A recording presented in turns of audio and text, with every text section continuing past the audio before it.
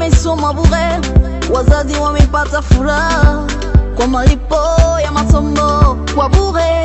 Uishi milele, utawale milele, tukupenda. Tu sais que dit notre président.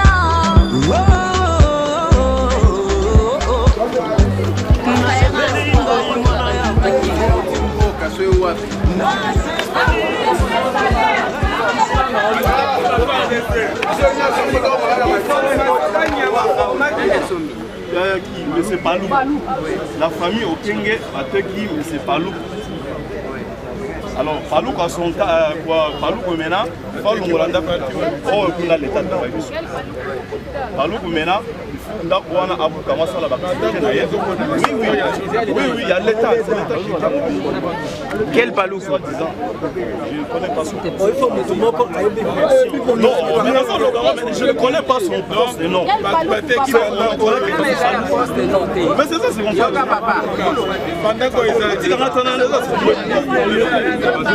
Est-ce que ça, donc il y a l'État? Oui, l'État a Tongi, il n'y a plus qu'un finissage. Alors, hier, parce que c'est un conflit bizarre. Depuis à l'époque, il y a beaucoup de familles qui ont maintenant, ma question,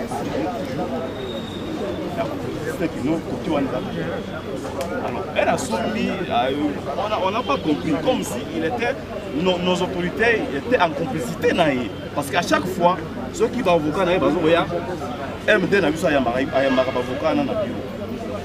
Il y a deux, ça c'est l'activité. On a vu notre évite. C'est quoi Doli Makambo ya Jikosani? Doli Makambo, bon, il est, je crois, ministre provincial de l'Intérieur.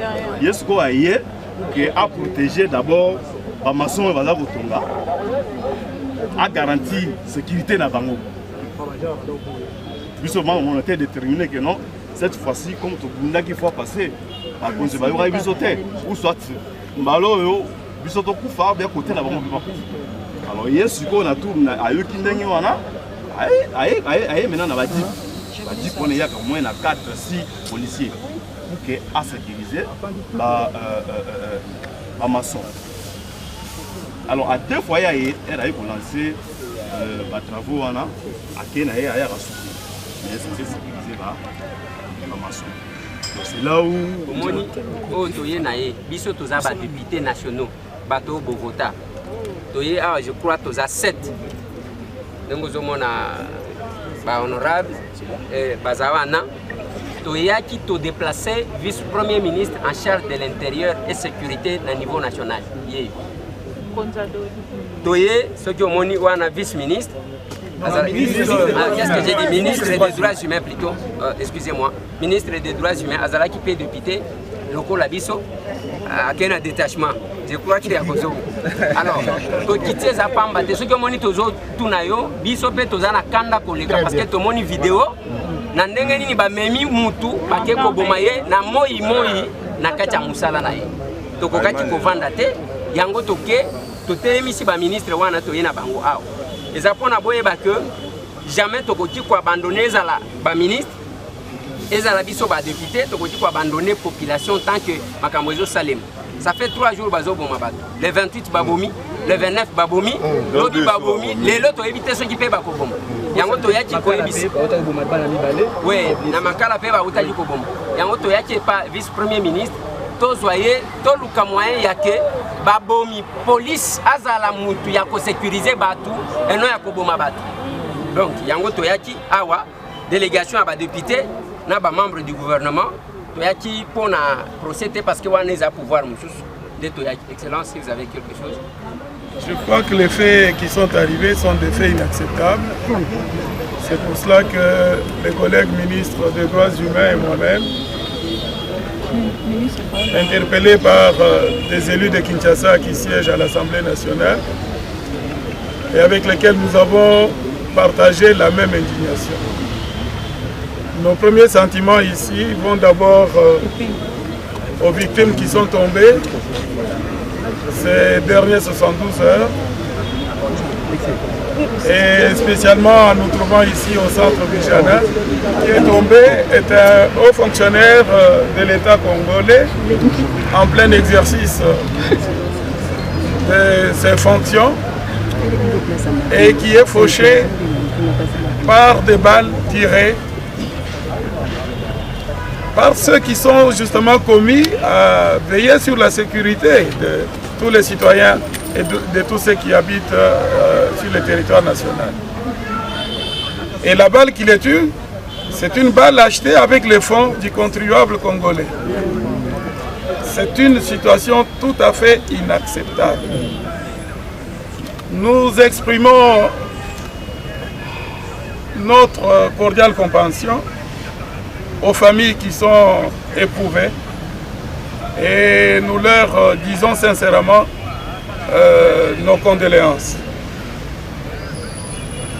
Pour vous montrer que ce qui est arrivé est inacceptable, déjà le premier cas de motocycliste qui a été fauché sur l'avenue Kassavubu, eh bien ces cas-là, nous l'avons pris vraiment à bras le corps et nous avons tout fait pour qu'il y ait un procès public exemplaire. Et ce procès avait commencé hier devant le stade de Martyrs. Donc c'est ce signal fort-là que le gouvernement lance pour montrer à l'opinion nationale que ces cas-ci ne peuvent pas demeurer impunis. Nous n'allons pas prendre la place des institutions judiciaires, mais tout est mis en œuvre pour que les enquêtes les plus sérieuses et les plus profondes soient mêlées et que toutes les responsabilités soient établies, quel que soit le rang du responsable ou des responsables qui auraient des responsabilités engagées dans ce qui vient de nous arriver. Ils répondront tous selon les résultats des enquêtes qui sont menées devant les instances judiciaires et justice sera faite. Nous n'avons pas beaucoup de commentaires à faire à ce propos-là. Nous sommes là pour démontrer notre engagement, notre détermination de faire respecter l'ordre républicain.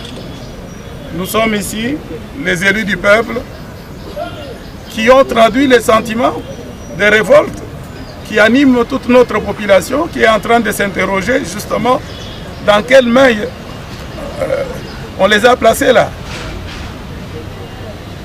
À part des cas de flagrance tels que nous venons de les vivre, je sais que vous vivez tous les jours ici des attaques à main armée, des enlèvements, toutes sortes d'actes d'insécurité.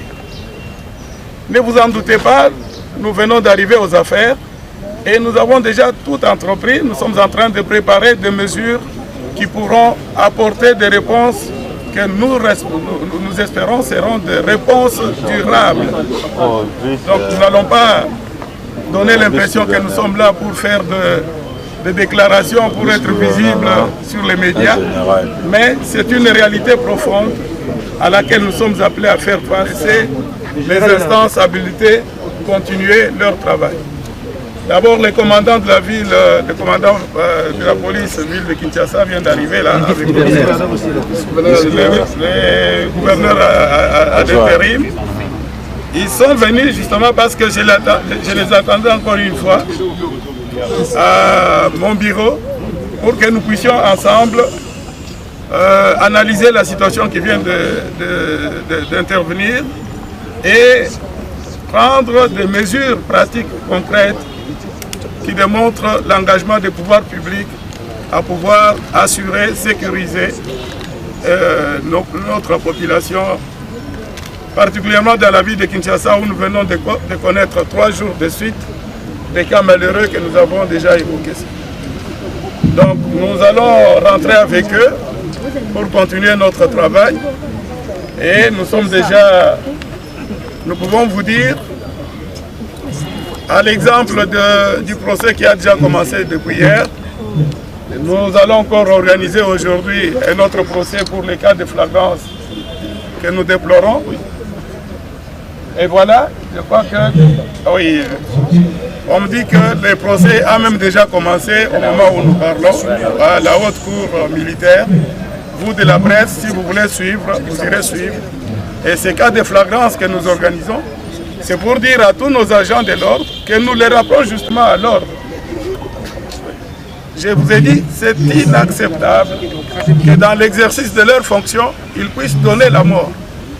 Eux qui sont justement chargés de veiller sur nous pour que malheur ne nous arrive. Je que si nous allons travailler tout à l'heure, ils apportent tous les mesures et Sengeli pour les Cambaboye et comme il a vu les sous-soutés. Bomoni, Bazo Sambisa Bango, en flagrance, ndenge Bazo Bana français. Les Camboy Salama Kilobi, les lots déjà, ils ont liboso ya Bazouzi. Oh, il y a lobby kuna. Olanda ki lobby, ba police oyo bazaki impliqué na makamango, basambisi bango publiquement en face ya stade de Martin. Donc tozo salango po bango moko ba agent de l'ordre ba yoka que impunité et kozala lisusu te. Donc ce qui population ilingi ezwa assurance et assurance ya liboso eza Yangowana. Non seulement Baza jugé en flagrance, mais jugement en go, ils appellent public pro bisogno so Tolanda. Pour boyo kolobate que Bakonzi, Baza appelle ba complice, Bazo Basali est l'autre côté et que les gens sont couverts. Il n'y a plus. Je dis que moi je ne suis pas habilité à établir des responsabilités. L'auditorat qui a l'affaire en main est habilité à juger des agents de l'ordre, militaires ou policiers. Et de ces enquêtes, ils sont sûrement établis déjà les responsabilités des uns et des autres. C'est pour cela que le procès a été fixé aujourd'hui. Donc ceux qui veulent connaître les détails, ceux qui veulent savoir qui est responsable de quoi, je crois qu'il serait intéressant de suivre de près le procès qui est en train de se dérouler. Téléphone.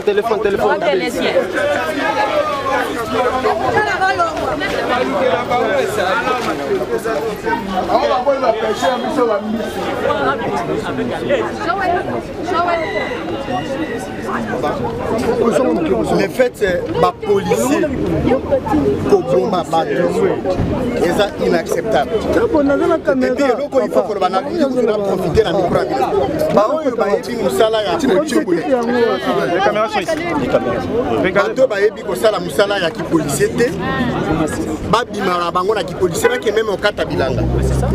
Parce que un vrai policier aza mutu moko même ceux qui population a tomboki ya ko paniquer te. Ya ko ki ko zanga sans frater. Mais nous avons comme l'impression ba policier na biso ba na problème moko ya ko za la complexité. C'est que chaque fois qu'il y a dispute entre bango na population, recours ezaka kana gâchette. Policiers nyonso te baoyo baza kokanisa ke bakoki koutiliza kamandoki na bango mpona kointimider population, il faut babima na police na biso ndenge na oloba na yo nazozonga procès ezobandana na biso na kobetela nga lisiko te comme c'est un procès en flagrance quand ndenge nalandaki oyo ekamati en face ya stade Martin po beto na ça c'est le premier point. Deuxième point, l'état congolais nde akoenterre médecin na biso médecin ope abandaki kosalela l'état. Troisièmement, ngana kokunda na force na ngai nyonso projet oyo ekosalema. Oui, oyo ndenge moto ekosalema te. Nous allons nous opposer na RNG parce que oyo tala na eza l'état na mboka nini bakoki koapiete biloko ya domaine ya santé. Même ngai babenganga ministre lelo soki nabeki baopesa même yo de journaliste biso nyonso nana nakendeke na hôpital te bato oyo bayebi musala na bango te na police po bazobomaka bato pas seulement Kinshasa, partout à travers le pays. Batika musala na basala musala so balingi uti basala musala oboko na bangombe po ngombe okobeta efinde esele lokote mais okokuta même tout soki balingi osala musala bangombe te basala même musala ya bakanivo to apela bakanivo misala eza ebele na mboka na koki koloba te ke ya esor eza bonga na za na pouvoir wana d'abord mutu azolobela o na tanga droit c'est que ngai ata soki nakuti moto azokatakata motu na formation yanga nakolobaka tozela ndenge juge akoloba c'est qu'à ce niveau là naza na eloko akoloba te po soki makambo ekomi na justice lokola ministre naza na droit ya kokota na kati te me ngai nakolanda procès mpona mona si réellement justice asali mosala naza na baconseiller na ngai bao bakolanda procès oyo lokola oyo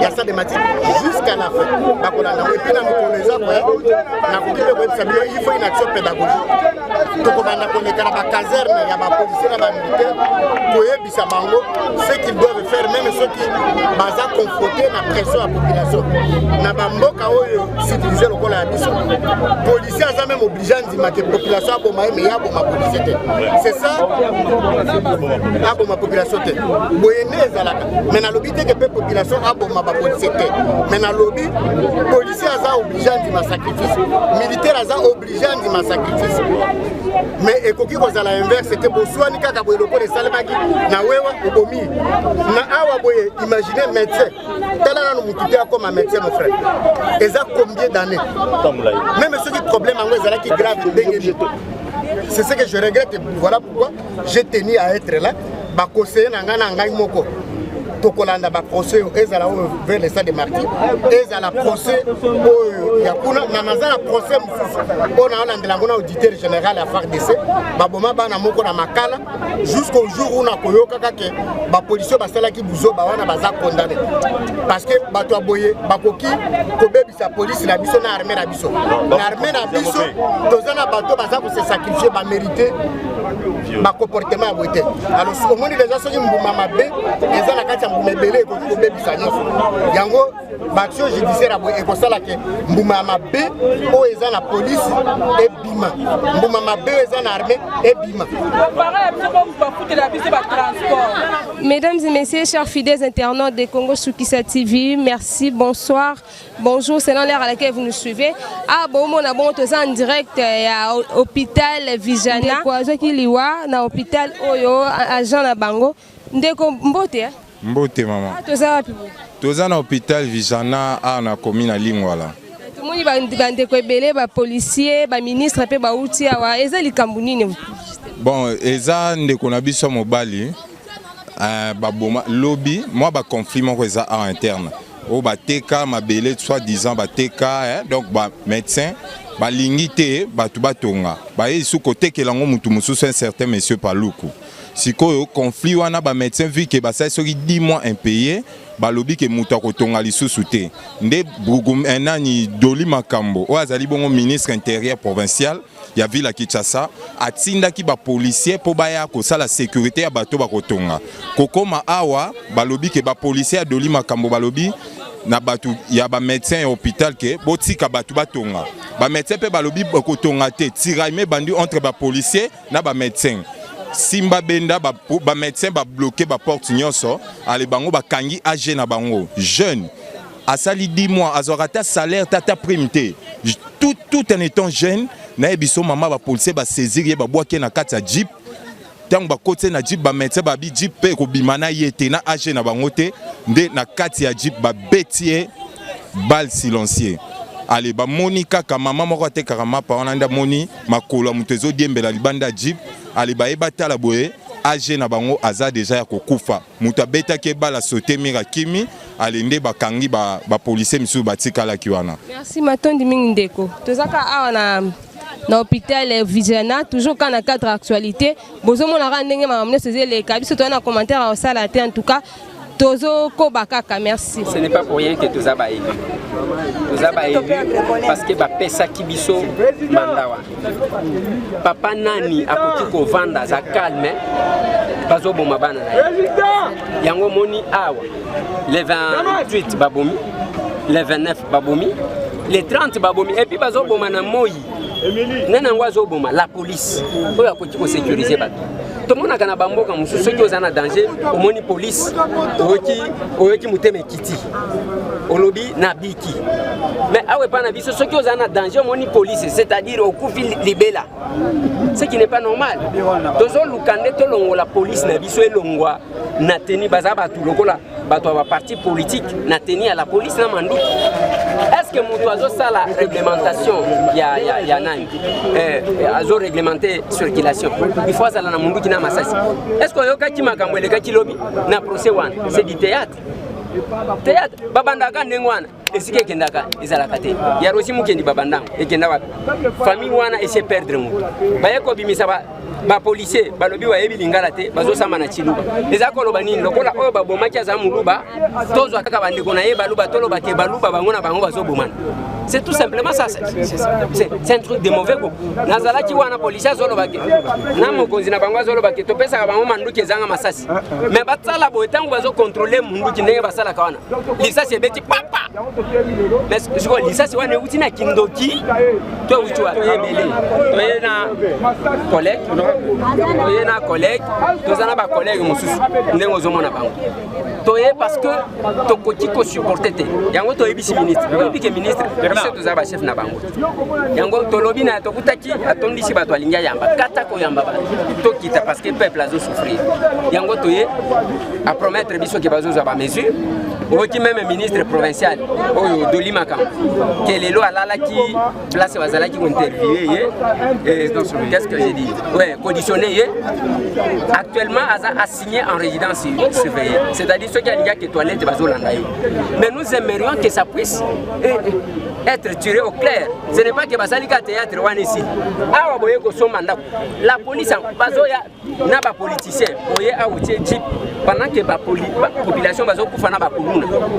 Jeep boye ngaki ko tia bango pour que batala ka batu na Kanluka, batala ka batu na Sangamamba, na Paka Juma ainsi de suite. Ba bazana bisika ya insécurité. Na changu kuna na nani na Kimante.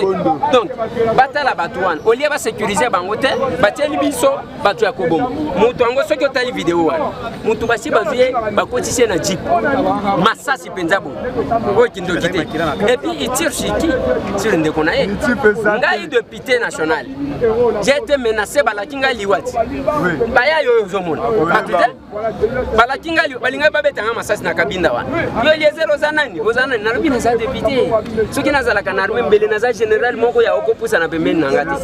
Donc c'est pour vous dire que biso nyonso il ne faut pas tout ça là musala ya kisoda mais bango bazana mission bazo futama bazo lata sokoto wana basombaka te biso ne to sombaka mundu ki wana biso ne to sombaka masasi na bango biso ne to sombaka comment biloko to sombaka pour que et sécuriser biso et bandiko pour biso.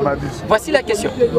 Ah to kuchi na hôpital Vigiana esika oyo ndeko zwaki liwa likambo ezaki nini na ezaka likamba mawe komeli biso komona age babeti masasi na soi-disant soki palu aza commerçant soki ya wapi ya moni hôpital basombaka yango atonga soki pompe essence koya koboma mwana mbale ya bato akei kaka boye baparane bazo regretter eza pasio ezokomela biso na mboka eza sabotage biso jana te tokoloba ujana te eza sabotage bazo saboter président ke po bayebi ke asengi ba aide mboka na mboka baya kosungana na biso ba chômage ya misale ya nani ba misale ye ebele yango basali likambo bazali na ba problème ya ba conflit foncier sikoyo soko zana policier ozana batu o utiliser ba policier à l'état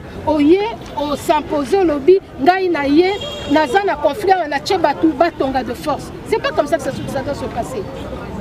Et si un conflit est allié foncier, il faut que enquête salama bakoka ko remettre mutuna ba droit na ye selon ba dossier. Il faut qu'on analyse le dossier. Ce n'est pas une manière de faire parce que oh et salami elingi kolobanine mutu alingaki ba avancer et puis azwa mabele de fait. C'est ça. Parce que ceux qui ont aux assure na ba mikanda oyenango. Pourquoi est-ce que tu dois poster la police là? Et quand vous postez la police, nazo eba ngai personnellement nazo loba on a un problème na mboka oyo to tchaka éducation na sima. Ozomona to tchaka éducation na sima. même au niveau de la police, au niveau de l'armée, surtout Koutoumoutoué, pourquoi? Pourquoi Bayoke la Rabatouté?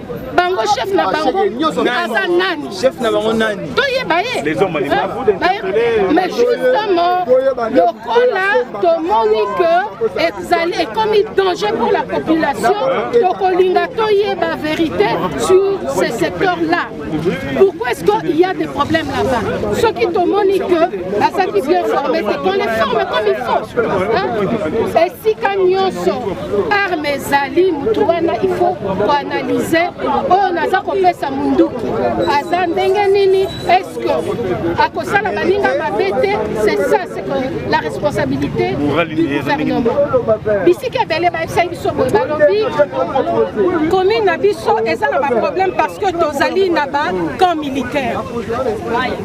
Et il y a le contraire. Commune Nabiso est la sécurité parce que Tozali n'a pas comme militaire. Est-ce que vous comprenez le sens des choses? Mais on nous dit on a des problèmes parce qu'il y a des camps militaires. Je comprends. Mais il fallait que nous bandions tous la sécurité parce que Tozali n'a pas camp militaire. C'est ça le problème. Et il faudrait changer les choses. Mon président Chilombo, Tshisekedi Chilombo, mon président Chilombo, Félix Chilombo, najivunia rais wetu, najitapia rais wetu, utawala wake waleta furaha, watoto wamesoma bure, wazazi wamepata furaha kwa malipo